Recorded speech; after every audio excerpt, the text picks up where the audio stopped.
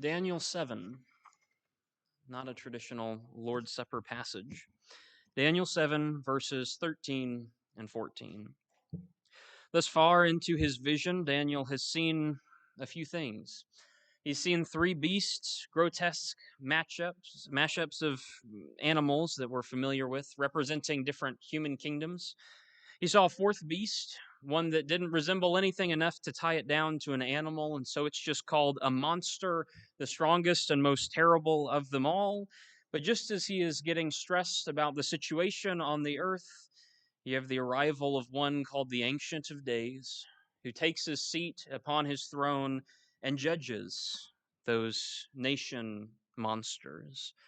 He takes away the authority of those who have misused it in verses 11 and 12. And God, the Ancient of Days, reserves that authority for someone special, is introduced to us in verse 13.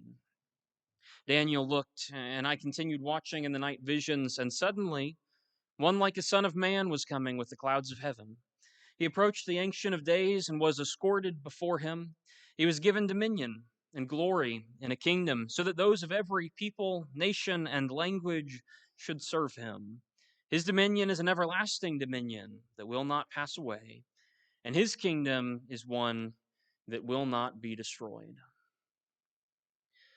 When you see the actions and the descriptions of this one, you start to ask a question: who is it that God has reserved the authority for? It's one like a son of man in verse 13. A human description, just meaning it's a human being. Should just be a normal man, plain, nothing supernatural about him that we should be interested in seeing him. But that vision, that description is paired with the other half of it. He's coming with the clouds. That's not human. Humans can't ride on clouds. That's not how it works. That's a picture of the divine. Who is this man who is both perfectly human and perfectly divine? That's a question that will be resolved in the New Testament. Daniel doesn't know. Move forward. How can anyone so fully embrace the authority God has given him? Well, this is one who came up to the Ancient of Days. Who has the right to just march up to the presence of God? Well, this man does. This is the one to whom is given dominion and honor and glory and a kingdom.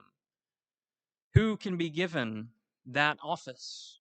Who has God decided to give the authority to? This is the one whom all peoples and nations and languages will serve. Who is the one who can head up the kingdom that transcends the geographical boundaries of the world? This is the one whose dominion is an everlasting dominion that will not pass away. Who is the one who can bypass the human limitation of time? His kingdom is one which will not be destroyed. Who is the one who can promise an eternal kingdom resilient and resistant to all opposition? When Jesus comes in the New Testament and he starts to do some miracles, his disciples ask the question, what kind of man can do this? And the answer is, well, it's one like the Son of Man. Just a human being. But we all know he's so much more. Not merely man, but God and man. There's a reason when Jesus arrives on the earth, his term for himself is Son of Man. It's a reference. He is the God-man. Prophesied all those years ago in Daniel's time, he's the one to receive all the authority from the Lord. After his resurrection, his very words in Matthew 28 echo this sentiment. All authority has been given to me in heaven and on earth. Through his death and then his resurrection, he went before the throne of God and received all the power of all the kingdoms vested in him. And it is to this kingdom that Jesus has called us. Not to a temporary one limited by time or by the borders of some nation, not to one that is passing or one that can be removed by human arrogance and opposition, but it is a kingdom that is eternal as he is, and immortal as he is, and never going to be unseated, just like he will never lose the throne again. This is the king who was prophesied in Daniel chapter 7. Not just a man, but one like the Son of Man. So remember his power and remember his authority. And you see all these pictures in Daniel of how great everything is.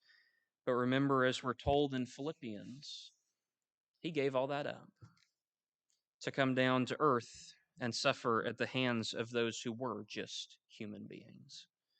He came to be like one of us for a short time, just a human being. He degraded himself to our level to suffer at our hands. And the memorial that we take this morning, his body and his blood, is a reminder that he lived just like us, even though he is so much more than we are.